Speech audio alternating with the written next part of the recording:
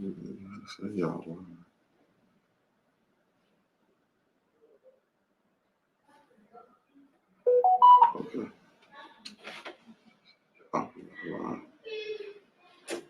love, and light. Hi, y'all. We're back once again. It's me, Satara. It's me, Nicole. How's everything? It's Monday. Great Monday, right? Start of the week. Start of the week. Oh, boy. And it's starting, huh? Yes. We had a little bit of rain. Little mugginess. It's supposed to rain for the rest of the week. So I heard. I don't know. I'm hoping not. Me too. My fingers are crossed that it's I'm enjoying the summer and I'm like the warm weather, like just the rain, go away. I just feel like I live in the wrong state, right? Like I love the state and I love everything, but I just want it to like shift, right? Mm-hmm. I want us to be the warm type. Yeah. We'll be warm on top. Let Michigan have Texas weather. And Texas have Michigan weather. You know, like let's just switch it, right? Oh my God. Everybody come back. Yeah. I don't know. Never mind. Y'all stay down there. So we had an interesting weekend, a full weekend, a fun weekend. Yes, we did. Yeah. So we had the Fli-City Street block party, right? Yep. That was a great time. Yeah, Fli-City and Saginaw Street. Yeah. We blocked that off and just had a nice time. We had a nice DJ. Right. Shout out to DJ Bedrock. Yes, shout out to DJ Bedrock. He did his thing. He did. Shout out to Dave Burton with World Class Barbecue. Yeah. He cooked up the food for us that was donated. Cooked up the food and donated some hot dogs. And dressed them like these foot long hot dogs are so bomb, right? Yeah. I was looking at them, I was like, yeah. Yeah, he did. But we really thank him and appreciate him. Yes, thank you. For all that he does. And he does his own fundraising for the soup kitchens and stuff like that. So he is very active in the community as well, even though that he's right there on that corner. He does a lot of donating and fundraising and things for the city, you know. So shout out to him. Big shout out to him. And shout out to Sister Sonia. She helped as well. We really appreciate her dedicating her time between the two. So the Urban Peace Corps had this block party just celebrating all the work that they were doing in the community for that area after the grandma and her grandson passed away. They got killed over there. So the Urban Peace Corps have just been putting in a lot of groundwork, a lot of footwork, and it was just a celebration, right, of community getting back together and just getting that area back together, and kind of trying to bring life to the area, right, and just kind of build up the vibrations in that area. Absolutely, trying to get the vibe back, and trying to build that safeness and oneness back after that happened, right? Because it's really hard to try to get that back after something so tragic happens, very right? Tragic, yeah. So we just celebrated that, and it was awesome. It was real positive. It was just a real nice positive vibe. The community was so excited about it. They were happy about it. They came out. Eric Mays came out because, of course, that's his ward. Shout out to Eric Mays. Claudia Perkins. Sister Audrey Muhammad came out. Jerry Ricardo came out. We appreciate all of you for showing up and coming out and celebrating. Liddell Lewis. She's such a fun person. She is. She cracks me up. She was really fun. Everybody was fun. Jerry Ricardo got her dance on out there. Got on the 360 photo. I'm like, what? She was that was really cool. The 360 photo. I was like, okay, that's different. It was so much fun. And shout out to the young man that did that. I'm so sorry I don't remember your name, but it was a very young man. I think it was a young lady. Yep, and that was her son. Oh, okay. And it was his business that he started, which was really dope. So yeah, our young entrepreneurs. Yeah, we definitely have to continue to celebrate them. So as well as us having that going on, St. Mark had an appreciation gathering on McClellan on that same day. Okay. Right? And so they had one, and they had a good turnout out there. Yeah, Our they did. Woodson We got was an out there. invitation to that as well. Yeah, for Yeah. the youth. Yep. Yeah. So our Woodson was out there, Sister Audrey Muhammad, everybody, they were out there. So it was really nice to see everybody, you know, in unity and supporting all of the wards and everything that they've been doing. So shout out to all you all that have been supporting each other. You know, those sisters, Sister Claudia, Sister Audrey Muhammad, and Liddell Lewis, they have really been supporting each other. And I love seeing that unity between those sisters. Yes. They have really been doing a great job with each other. So shout out to them. Y'all have been doing awesome work. Awesome work. Yeah. That's what it's about, working together. Absolutely. For the common goal. Absolutely. Yeah. So we look forward to seeing that type of unity on the council if and when you ladies get in there. So, you know, fingers crossed we can get this stuff changed around. So, what else happened on the weekend? It was so much, right? Yeah. I just feel like we were like super busy with a lot of things. I think that block party wore me out. Listen, Yeah. It was lots of fun. It was. Very interesting. Yeah, we had a lot of things going on this week, not just like in the or whatever. But we have the youth football, and that's a big thing going on in the city. It's sponsored by Burston, and I'm sure several other sponsors. With the Flint Elite Football Group. Oh, right. The flag football. Right. City. It was awesome. I mean, that program was phenomenal for the youth. Yeah. You know, to participate. It was co-ed, so you had some girls now, that out was there really throwing cool. the ball. Yeah. You know, it was really nice experience for the kids to participate and, right. you know, build camaraderie, learn some skills and things about football. And then there's also a 475 elite football group. I believe it's going on right now. Is that the one that's sponsored by the NFL? I'm not sure. Okay. I think so, but don't call me. I'm not sure. Okay. But I know Chris Wilson is over there. He's that's a football cool. player. Yeah. And some other people. But it's a nice football league that they're building for just something for the youth in the city to get involved in, learn, you know, the disciplines of the absolutely. Is that which one is Scooty in? He's in the 475. He's in the 475. He did both, actually. Yeah, my son Rodney, he did both. Right?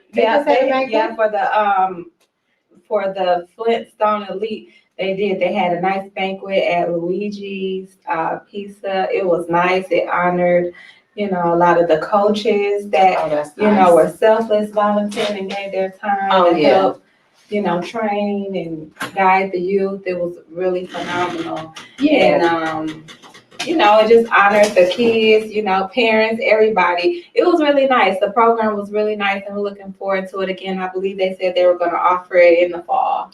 That's awesome. Yeah. Shout out to all those coaches that are volunteering their time with these young men and young women, because it's a lot of work, you know, when you're working and then you're volunteering as well.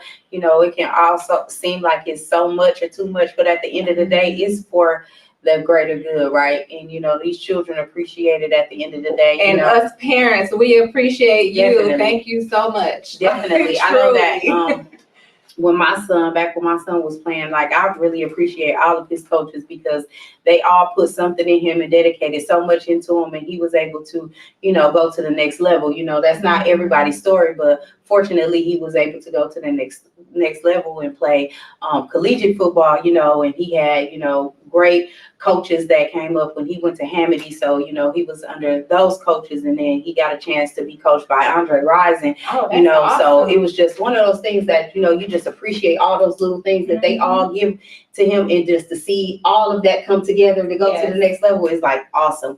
You know, like I said, that's not going to be everybody's story. However, for the ones that it is, they'll take a little bit of all you coaches with them, and it's going to be because of you all that those things happen, that you put those things, that energy and that time into them, and made their gifts excel even more, you know, to let them know that they can do it, and just let them know where their strengths and their weaknesses were so that they can get to those levels. So shout out to you all. That's really a big thing. They definitely make an impact in their lives. Oh, definitely. You know? Almost And even definitely. the youth and, the ones that don't make it all the way, you still gain a lot. It's character building, it's a lot of skills, discipline to help carry you on down your path. So I think that it's really a phenomenal thing. And I'm really glad to see the men in our community stepping up and assisting with, building our youth. That's beautiful. Mhm. Yeah. It's really nice to see. Hopefully we can see more of that, We can just make it bigger and we can see even more than that. Not just with maybe add on to the side of the football, have cheerleading or majorettes or something, for the girls. Yeah. And so, it's something that, And let's not just stop at sports because everybody is not an athlete, right? So we need to get those chess clubs going and those media clubs going and, like debate clubs and, student council and those things like that. We need to get those types of things going too for the ones that are just not for sports. We need to really get that stuff going, to make sure that everybody is involved and everybody can take something from something, something that they're all, because like I said, everybody doesn't want to play football or play basketball or whatever. And we need to have different sports. We need to do soccer. We need to have baseball. We need to have tennis. Well, actually, I think Burston, they actually have something with baseball going. Oh, that's starting up. Yeah, so I think I saw that. So yeah. But we need to. But you're absolutely right. Like outside soccer. of sports, Yeah. Other things to engage the youth so that they're, I'm really a huge advocate of chess club because my daughter and my son, both my daughter, she's 24 now, but she started playing chess when she was in kindergarten. She started in a chess club with shout out to Mr. Mumford. Mr. Mumford. Don't Rich coach a basketball team? Rich Jones? Yeah, coaching the basketball team. I'm not sure. I'm gonna reach out to Rich and I'll find out so we can make sure that we say that to him. I know he used to, but I don't know if he's still doing that, especially with his campaigning and that. I'm not really sure. Yeah. That would be good to share, so that the community knows what's going on. So I think that would be a positive push for us to just kind of gather and pull all those resources, these programs that are going on in the community so that people have awareness. I think that's an awesome thing to add on to our show for next time. So. Yeah, so we're looking for those. Hey, any of you guys that play chess or whatever, reach out to us. Let's start a chess club. Yeah. Let's do something. Let's do something different. Reach chess out to club or dominoes or maybe have some spades tournaments or we'll figure it out. We just need to get some volunteers. Let's figure that out. Maybe we can. Maybe this could be the place for it. Maybe we can utilize one of these rooms and do it. Or maybe Burston will do it for y'all. Maybe Burston will do it for us. Yeah. They just need to get some AC in there. Hey, we definitely don't want to suffocate the children. Turn some fans on, get some stuff circulating. Because we definitely don't want this party going. Yeah. But that would be dope. We could even do it outside, in New York, they have the ones where they do it outside. So in the summertime, you can do it outside, So we headed to the fall, though. We are headed to the fall. We do need to find a building, but I'm just saying, in the interim, we could think about all of those things and, set it up and keep going. Yeah, because we have all of these nice parks in the city. Yeah. Just plan it, set something up, meet up in a nice park, and there it is. Yep. Yeah, I think that would be dope. But what we do for the fall in the winter time? That's what I'm saying. We still, utilize a building. Mm-hmm. No, you utilize a building. Oh, okay. Yeah. That's what I was saying. Yeah. What building can handle it here? Have a chess club, or are we doing like multiple, like a chess club? And we could. Some of these pastors can let us utilize their gyms or their whatever they call their community rooms or whatever. They could do that. We could definitely use that. So any of you pastors want to let us use some of your buildings to do that.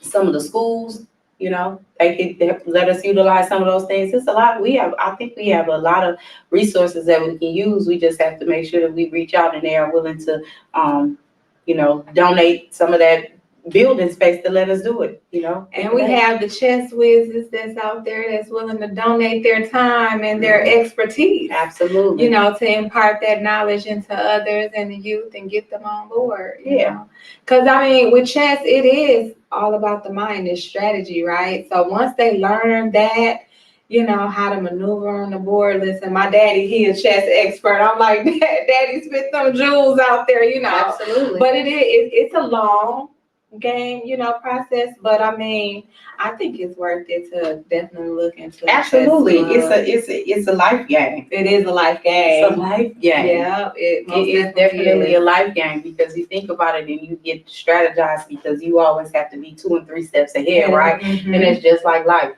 Yep.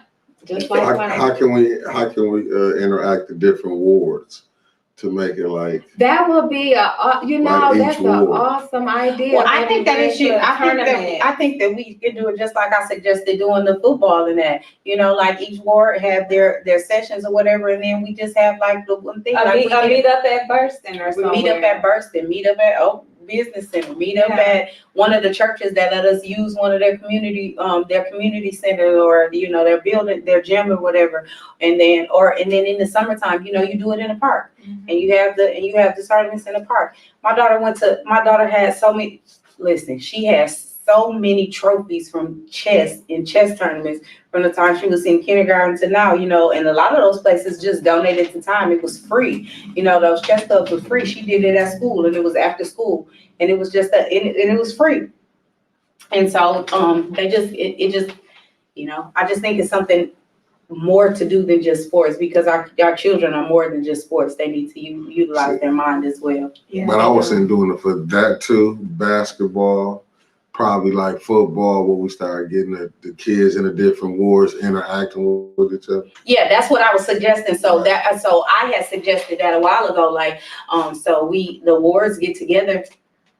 And they have a football team in each ward, and then they start practicing together. Even if they're they practice together, and then they have a game. And then they have a big game. Like maybe we could get Atwood, Kettering involved, and they let us use Atwood, and that's where they have their games. But then they are able to practice with each other and meet with each other, because there's gonna be some times where you don't get to go on the other side of town. So the south side don't know nothing about the north side don't know nothing about the south side, or vice versa, when the different wards, and that gives these children the opportunity to build some friendships and some relationships and camaraderies, and and just have just a bigger friend base, and they get absolutely networking. But it'll also be one of those things where it brings everybody together as to like this my hood, this my side. But maybe we can incorporate it with like these different schools that they got. Like Northwestern still got a football field. Absolutely, their gym could be used for open. I don't know about Central, but I know Northern still got a football field, and their gym could be used.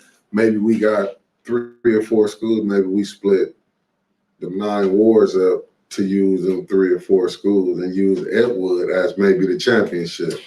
Or we get to play the playoffs at. So when we were having the council people here, that was one of the things I suggested to every council person for their ward. So, maybe we can all get together and do it. I'll continue to bring that up because that, just because I was a single mother of 4 children and that sports was my outlet and one of the things that I did to keep them from wreaking havoc out in the streets or just learning bad habits out in the streets. That was one of the things that I did.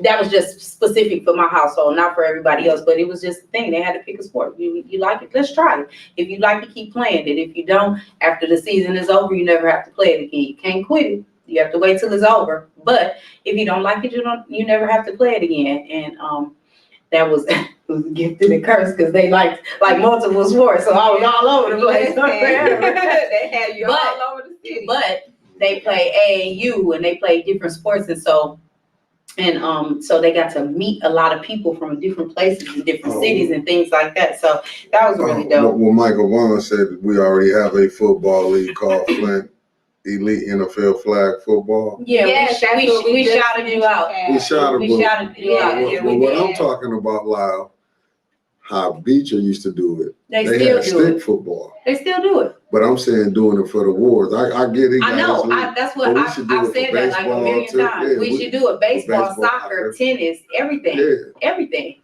Yeah, Right. that's what I said. You want to And listen to then me. I was just answering this question. I was answering this question because the point I was gonna say for the wards who don't have a bunch of kids, maybe we have to combine them couple wards. But that's why I said they practice together. Mhm. Yeah, so the wards that are closer together, they practice together, and then they have and then you just have the championship. You just weed it out like that, but they practice together because that's how the other ones did. You know, when that like some of the ones that were smaller, you know, they ended up combining them or they practiced together, and then you know you have like in the championship, like those couple wards or those different communities, they were together, and then they played against the other side, and then they even went as far as to have like so they ended up starting when my son was in high school. They ended up having an all-star game. So you know, you pick the top out of every school on one side and the other side, and so they had the east and the west, or however you do it, you know, whichever ward or however you split it up, and those are the ones that they had. Did you read what Michael Vaughn said? I mean, I was looking at it from the standpoint to get the council people of the wards more involved. So that was my question to all of the council people. Did you see what he said? He said, call him, Michael. I mean, he said, use your mind during sports. You have to be smart to play sports. There was a time when you couldn't play certain positions because it's a black person. That's about his last one. I'll read it. You was Can you read it because I don't see it? I'm sorry. Where he said they already have a lead. You said no. Well, he said you can call me. He gave his number. He said just give me a call to register your children for the league. We can take this league and turn it into a national powerhouse traveling. And that's what it's going to be. And I feel like they have a powerful team with that, and I believe that they. I will definitely give that number out, but my children are grown, so I'm out. You out the game? I'm out, and I'm not getting back in. The point I'm saying, not getting back in. Understand? The point I'm saying though, if we get the council person from each ward to be more involved, then that's the way that people can see their council person. Right. So they can help bring light. So that's my to help funding the league. Oh, there we go. Like they should have fundraisers. I mean, just having the. So I see what you're saying. Possibly having, you know, the different what is it? Areas, wards. So the different wards, they have like fundraising groups. And maybe it's all in their ward. So maybe the youth that are participating with that elite group, you know, outside of that, they're fundraising in their community, and that's bringing that council person, you know. That's my question to every council person that fundraising. You know, to help. But that's what I asked. Traveling, you know, with them traveling, so that you know that's my question to every council person that we've ever interviewed. And I said, you know, because I always ask about the youth, like, what are you gonna do for the youth? And so that was my thing, to have every councilman. The only one that answered me, and the only one that agreed and said that they would do it was Thomas Ross. So obviously nobody was paying me attention. But we bring it back to them, but then we come. Well, my point being in that was the thing that I asked them, and I said to start fundraisers and doing all of this so you can get equipment and you can get all of this. But I understand that he has that team. No, I'm saying now you got Michael Vaughn. Now he put himself out there. Maybe we could get with the different 9 council people and get with them to help fund his program. And expand it. Fundraising. Right. It can expand it, but it shouldn't just be they should have fundraisers. There should be people in the community who have money that should help. Sponsors. Right, get sponsors for the league. Sponsors for those, See, it shouldn't be, we should have to, you know, we should do fundraisers too. The council people should, because they should know how to do fundraisers. They running for council. So they should know how to go out and get money to help their teams. They help get this league going. Yeah, so definitely good ideas. Most definitely. Absolutely. So we talked about the chess club and fundraisers and the, you know, different wards and, you know, incorporating that with sports, and we recapped on the block party. That was awesome. It was great. It was a great time. I enjoyed it a lot. Yeah. What else? DeJuan, he just had an interview today with ABC 12 News, discussing, what is it, body cams. So what is the Flint? Oh, the Jaleel, Flint, can y'all see Jaleel question? is it the Flint police will be having more body cams or? What are the Queen's views on neighborhood association groups being trying to patrol and improve their own neighborhoods, and what should this look like? So, Okay. Jaleel, I am a huge advocate of that. I think that we should be patrolling our own neighborhoods, period. I think that we all should be doing that, and I think that we all should be doing whatever we can to make sure that we are watching out for our neighbors, our neighborhoods, our communities, our city in general. And for me, what that would look like, we have people patrolling the area. We have everybody on the block that has a security camera, like a ring or something outside so that the whole block is covered. That would look like people patrolling the neighborhoods armed. So you're saying armed patrols? Absolutely. I agree. I think that we with, should be. And I think that should look like, there should be training in there, right? I was just So going you to make say sure they that should you be are trained. Well, you have to be, you're supposed to be trained to carry anyway. So if that's the thing, and then you have those people, and then you have your armor bearers, and your armor bearers are the ones that patrol, and they have a patrol time, and they do what they do in the day, in the night, in the late night, in the early morning, and they are recognized in some type of uniform or some type of badge. Identified. They are trained in combat as well as de-escalation. I think that for me, that's what that would look like. I don't know. I know a lot of people don't agree with that, but I am an advocate of people carrying. I'm definitely an advocate of women carrying. I carry, and I think that we all should do that. Well, let me pose a question too. To gain, have that self-awareness, be self-aware of what's going on. Could it be like a ward, like a block club where they say man up? I would say ward. I think each ward should have be identified as a ward, and you have that association trained. Like you have a leader in there, and you have different people working under that leadership, learning and knowing what to do to patrol the ward. I think that I agree. I also think that it shouldn't be specifically to just the men, because there are women out here wreaking havoc as well. And I think sometimes that when we think about this and we look at this, we literally just think about like the men doing it. But however, everybody's not comfortable with that. So if there's some issues going on with ladies or whatever, sometimes they're not comfortable with that. And so we have to make sure that we are looking at us ladies as well to be able to do some of those things. So it should be a cooperative. It should be a cooperative group where, like a combination of male and female, because you have some ladies out there and they most definitely can patrol. Okay. They can shut some stuff down too. But how many do you think for each ward? What should we have? Just saying of how many should be patrolling each ward. I don't think there should be a number on it. Based on the population in that area. I don't think that it should be a number on it as well. No, I don't, because I don't think that we should stop anybody that wants to do it, as long as they take the proper training and they do what they're supposed to do. I don't think that it should be a number to it. I think that it should be as many people as they do that want to do it. Because the reason I was saying that, just said because you can have 10 for each ward, that give you 100. I mean, that give you 90 people, right? It depends. Some wards are way bigger than others, and 10 may not be enough. So maybe you need. That's what I'm saying. But you have the police. Well, here's the thing, though. You gotta start from somewhere. But I don't think that it should be a number on it at all. I don't think anybody should put a number on it. But you gotta start from somewhere. You're not just gonna automatically start with 20 people or 100 people. I mean, you just have to start somewhere, right?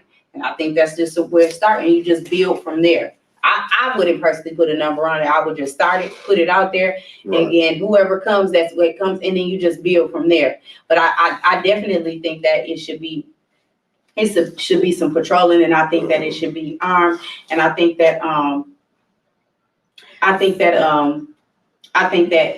the training is very important, because I think that that's a part of the problem with some of the police. They don't have the proper training because they haven't been in the area. I think that when they took the whole, if you don't live in the city, you can't work in the city as a police officer. I think when they took that away, they did a disservice, because now we got people that have no idea how to deal with Black people, how to talk to Black people, their plight or anything, and so they're coming in and they're just making this judgment, or they're afraid, and shit happens, and that's an issue.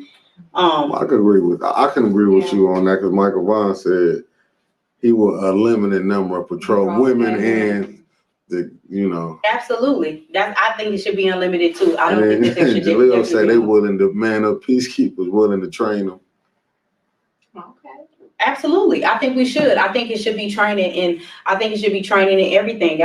They should be trained they should be trained as a police officer, they should be trained as an EMT. You need to make sure that you can, if something happens, CPR, the proper things, like if somebody's having a seizure, what to do, those type of things, as well as just I don't think it should just be specific on people wreaking havoc in the neighborhood, right? Because there are other things that are going on, but I think that we should be able to control our own neighborhoods, being that we have these outsiders coming in that don't know how to handle us and don't know how to deal with us. That's an issue. That's a problem with a lot of things, because they're scared when they come to see us, right? You call them out and all of a sudden, they're nervous because they ready to pull at any point in time. And just because some person may not speak the same way that you speak, you automatically think this is escalated somewhere else, and that may not be it.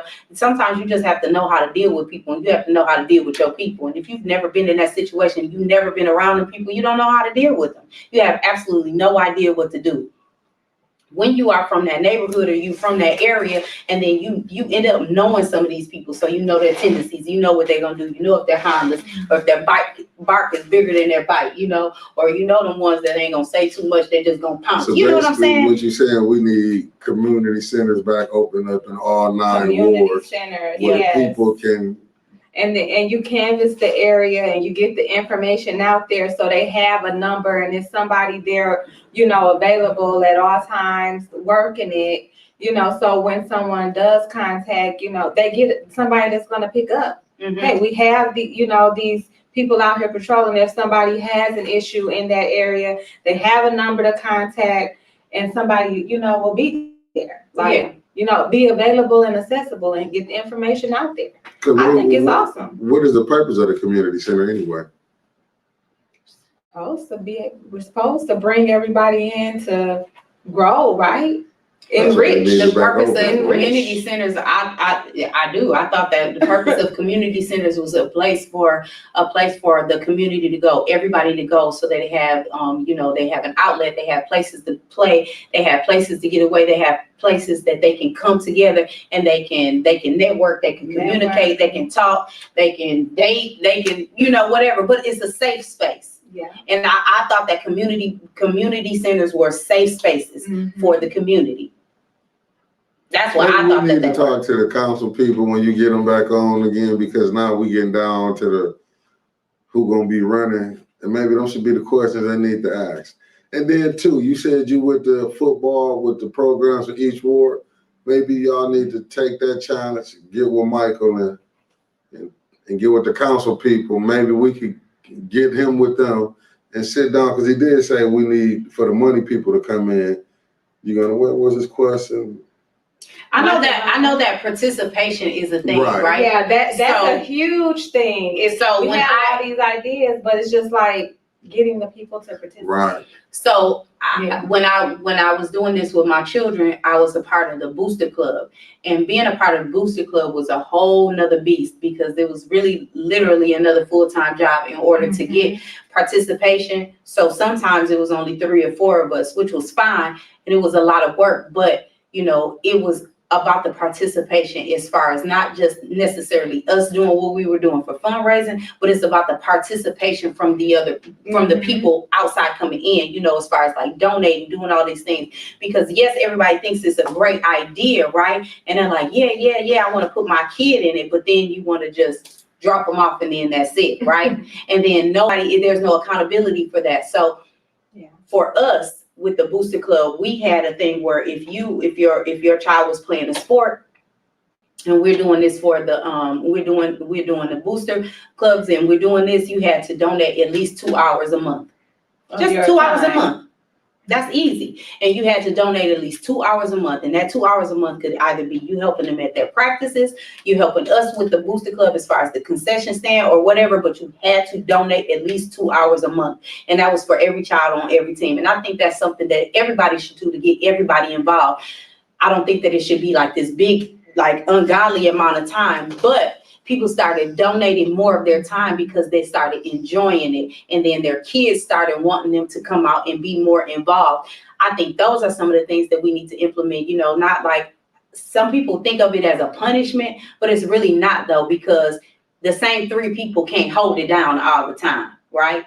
And so that's the way that you get other people involved in doing things like that. I think that that should be some of the things that, you know, that some of these teams, the coaches and that should be bringing to these parents, you know, aunties and uncles or whoever's that's signing them up and bringing them into that to make that a thing so that they have the participation from them as well. Because how do we get the people more with the parents, with the people of Flint more involved? 'Cause just look at the voting. When we like you can look at the voting with how many people stay in these wards not come out. How can we get the people to come out and promote these things that we do? I think sometimes it's one of those things that there is not enough funding to even market it, right? Right. So I think that that is an issue about even marketing. So I think that sometimes now I think it's a little bit difficult because school is not open. COVID did a number on it, so it didn't get out like it should have. I know that that probably was a thing, but I know that sometimes it's just as simple as going to a school and handing the flyer out after school when they're getting off the bus or they're getting ready to get on the bus, you know, or asking the principal if they can make an announcement about the program, because that's what we used to do. And so we also had the robocalls, and so we would ask the school to robocall it, and so that you know, this is a call from Hamady High School, and they would say that, right? And then so that's how they got more people out for basketball, for volleyball, for all of that. So I think it's a marketing thing, but also you got to have the funding to do that, or you have to have the participation for people to volunteer. Right now, we got a target. They say it's 3,000 Flint kids, right? School children.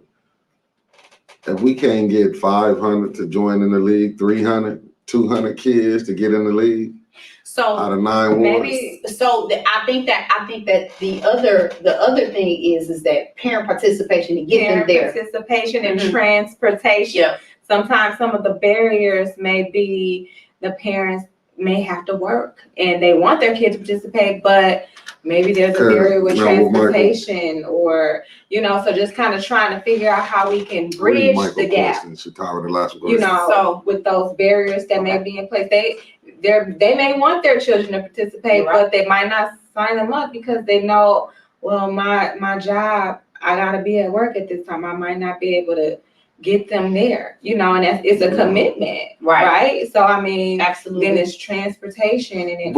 But when I play sport, our coaches pick this up. Now we're gonna have to. Well, now that was a beautiful thing. See, but we got to get back to that, then. Yeah. So we also have to get back to the village. Yes, the village. I can't tell you how many kids I done transported in my vehicle and took home and all of that. We have to get back to the village as well, right? So, what did you see with Mike, the last question? Michael Vaughn said, we're going to try to turn this into more than just games and make it into an event to come out to with the DJs playing music, some free food and vendors. Love it.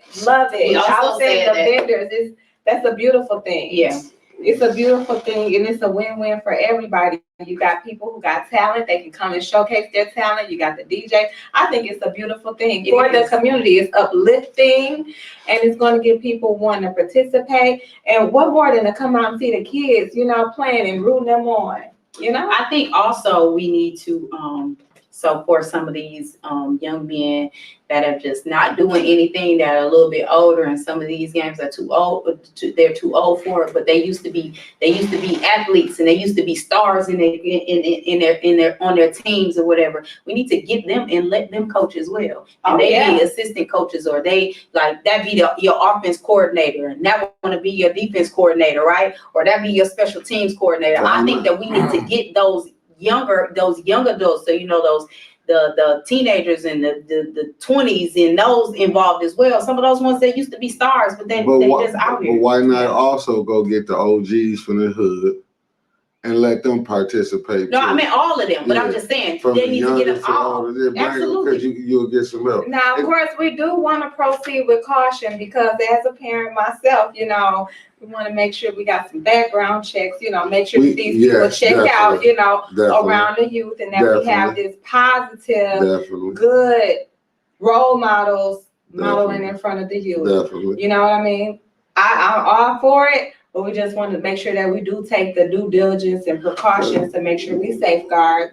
Are you right? You see Jaleel question. Definitely. We said they want to pay the youth $100.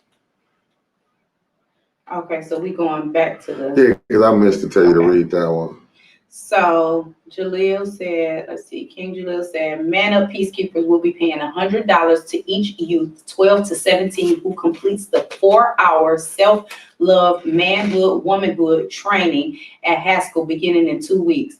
Jaleel, can you make sure that you send us that information so that we can share that and we can send that out about the dates and the times? And we'll make sure that we continue to market that and put that out for you as well. That's a beautiful thing. It is. That's a beautiful program. Because that's what it's about. We have to teach them. See, our babies, when they come, they're born, it's a clean slate, right? It's like a blank canvas. And we have to pour into them and teach them self-love. We have to train them, nurture them. So then when they are these adult, versions of themselves, they've been poured into, right? They've been taught, their characters have been built by good role models in our community. So that's the one thing that I really did love about sports. And I know that Brother Roberts has a different idea of sports than I do. But like a very different idea. But shout out to Brother Roberts. I love you so hard. But he has a different idea of sports than I do. However, just from where I come from and how I was brought up and where I came from, sports kind of saved my life. So, sports was one of those things that kept me from doing a lot of things that I had no business doing. Sports saved my life. There were some places that I was supposed to go, and I had all plans on going, but my coach was like, you got practice, and if your ass ain't here, then you're not playing type deal, right? And I wanted to play more than I wanted to hang out. And something that ended up happening, like one time, something that ended up happening, and somebody got killed, and then somebody that actually they didn't get killed, they almost got killed, but then somebody that almost got killed, I would have been with, right? And so that could have been me or would have been me, and the outcome might not have been the same, but I know for me, sports saved my life.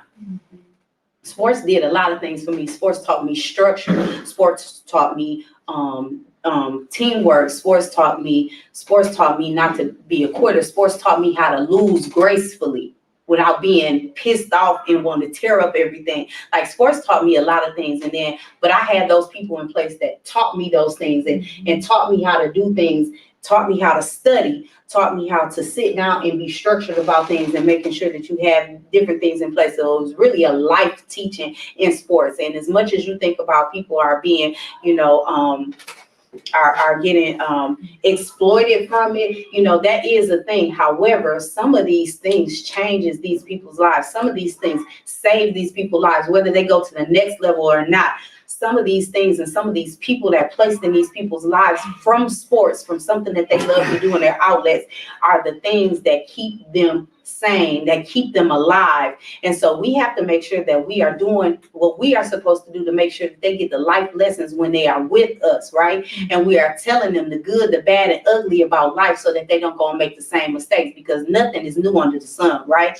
So everything that they try to do or they're going through or whatever, we've been there and we've already seen it. We already done it. And I can say, hey, you can do it if you want to, but let me tell you how it's going to end up. Now, hey, I'm not trying to tell you what to do. I'm telling you it's going to go like this or or it's gonna go like this. So you have a choice, right? Because the universe always gives us an out, right?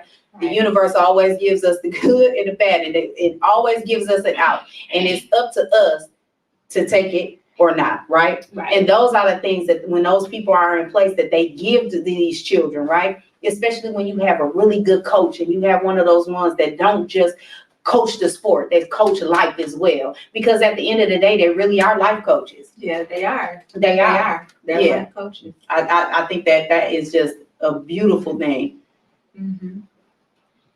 So, Michael Vaughn said that I teach my players about life through football. See, that's what I'm saying. That's exactly what I'm saying. He also says sports is a way that you can get a full ride scholarships that you can take and use anywhere you want to. Also, right now with the new ruling by the Supreme Court, you cannot Scooty.